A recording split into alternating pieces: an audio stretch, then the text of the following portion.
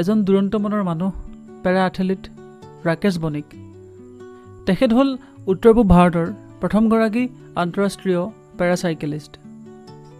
বণিকে ৰাছিয়াৰ পৰা ভাৰতবৰ্ষলৈ চাইকেল চলাই যাত্ৰা কৰি অসমৰ নাম উজ্বলোৱাৰ যি সপোন দেখিছিল সেই সপোন আজি বাস্তৱৰ দিশে। ইতিমধ্যে তেখেতে শেষৰখন দেশ নেপালৰ বৰ্ডাৰ ক্ৰছ কৰি ভাৰতবৰ্ষত প্ৰৱেশ কৰিছে। যিটো সময়ত এজন সুস্থ মানুহৰ কাৰণে চাইকেল চলাই পৃথিৱী ভ্ৰমণ কৰাটো এক অসাধ্যকৰ কাম, সেই সময়ত ৰাকেশ বণিকে এখন কৃত্ৰিম ভৰিৰে এই কাৰ্য কৰি দেখুৱালে।